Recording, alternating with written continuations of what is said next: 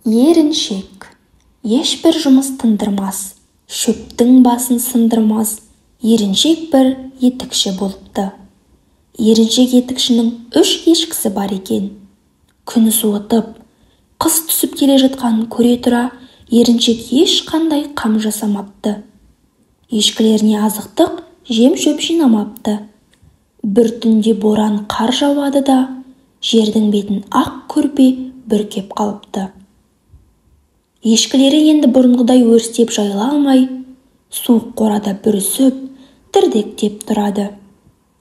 Етікші керек десең, сыртқа шығуға да ерініп, әйеліне «Барып көріп келші, ешкілерге не болып жатыр екен?»